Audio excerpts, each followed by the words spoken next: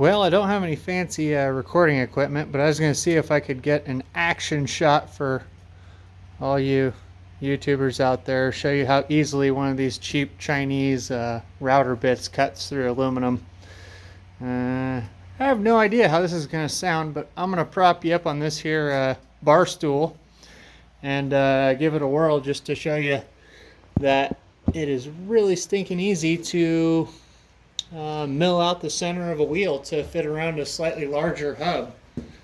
And as far as I know, most of the lug nuts nowadays have a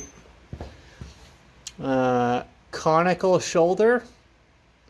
So I know that a lot of vehicles have hub-centric wheels so that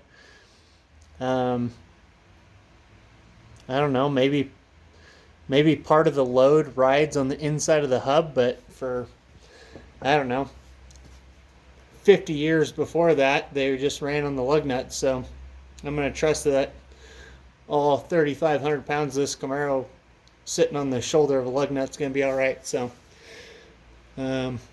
hopefully this isn't too loud. Maybe I'll have to take a look at the video before I post it on YouTube so I don't blow out anybody's eardrums if they're listening to earbuds or headphones. So anyways, here we go.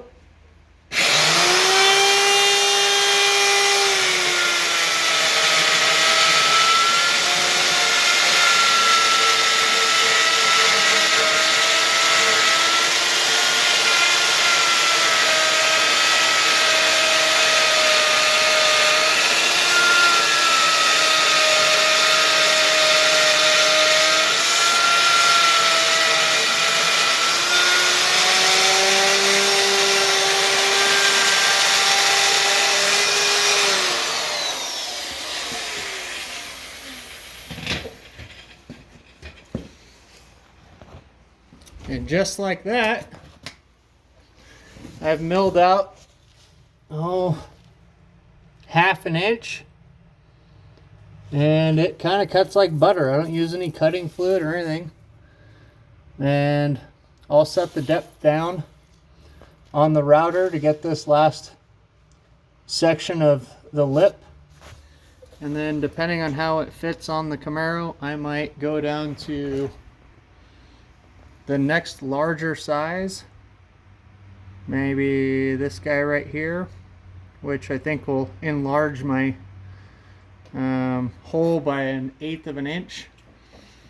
And then after I do that on all 4 wheels, it should slide perfectly down over this. So that first pass fits smoothly over this area, but this section here overall with the calipers is 1/10 of an inch larger in diameter than this. So I think I'm going to do the next larger size up, which is 1/8 of an inch or 0.125. So it'll be 25 thousandths. Is that right? 25 thousandths bigger than it needs to be. But like I said, that conical shaped lug nut should support the load plenty fine. So anyways, just wanted to do a little video to show you how well that bit cuts. And like I said, I think it was $15 on Amazon, free shipping. I broke the first one because this came loose and I didn't notice it, so it just grenaded this piece right here. And I stuck it in a box, said that it broke, and a couple days later they shipped me a new one. And so now when it comes in this handy dandy little plastic shipping box, I double check that jam nut, and then every single time I use it I double check that jam nut just to make sure that it hasn't loosened up a little bit. So anyways, I'm going to do that to the other 4 wheels and see how it works. And then, just out of morbid curiosity, I also mounted up one of my original forged aluminum wheels that I'm in love with, but I don't think they're going to work. I'd have to flare this fender out 2 inches, maybe a little over 2 inches to get it to clear the fender. And I think it might be pretty tough to blur the lines if I pulled this fender out 2 inches. So I don't know. We'll see. That's the stuff I'll figure out after I turn off the camera and probably do some CAD designing, you know, cardboard aided design with my dollar store poster board and try to mock it out and see if I can't blend the lines.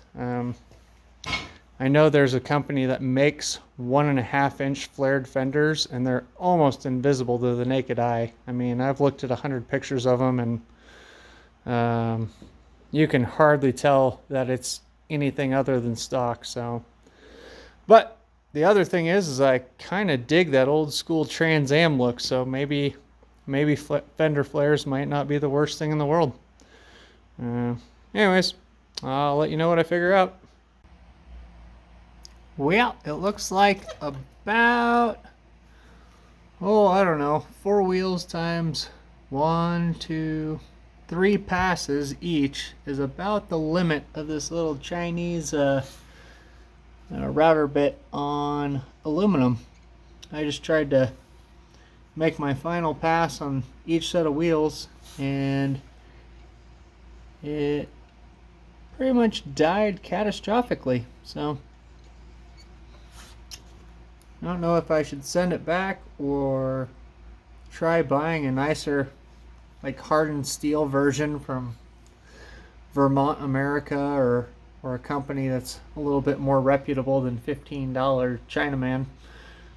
I almost got there. Guess I'll have to put these wheels on hold for a little bit and move on to the next part of the project. Well, hot diggity, what do you know? So, in a fortunate turn of events, I have this kit from Harbor Freight, also probably made in China, maybe the same factory, but with a prettier color to powder coating. And I had this little baby bit here that had a roller bearing on it that was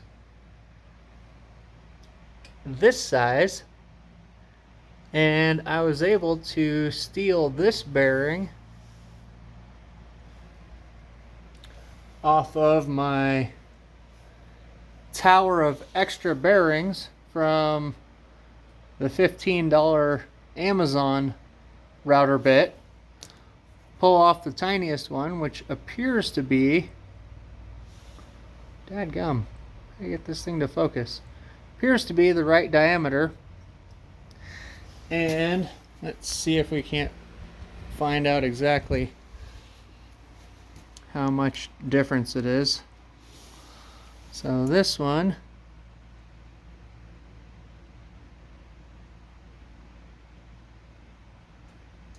looks to be 3/8 of an inch, and the one that came on it was 1/2 an inch. So let's see if this bad boy right here is 3/8 of an inch and the overall diameter of this bit is 1/2 an inch. That means that this bit with this new bearing should take off exactly 1/8 of an inch, which is perfect. That's exactly what I wanted. So anyways, that should be enough to make 4 light passes and finish my wheels. And also mentioned this little Husky dial indicator. Super happy with it so far. I had a Harbor Freight one that I think I picked up 10 years ago for, I don't know, $15. And it finally died. and I was going to replace it with the same exact one, but I went to my least favorite hardware store in the world, Home Depot, because Lowe's didn't have one, and got this bad boy, which supposedly has a lifetime warranty, which means I can use and abuse it. And it also has, which my old one didn't, fraction, millimeter, and a decimal equivalent of inches. So I've only had this thing for about 2 weeks now, but man, that fraction function works amazingly well, and I'm very impressed by it. So for twice the price, hopefully lifetime warranty, never have to use it, but I like the functionality of it. And yeah, I'm gonna get back to making shiny aluminum chips, and I'm almost done with all 4 tires. So that's it.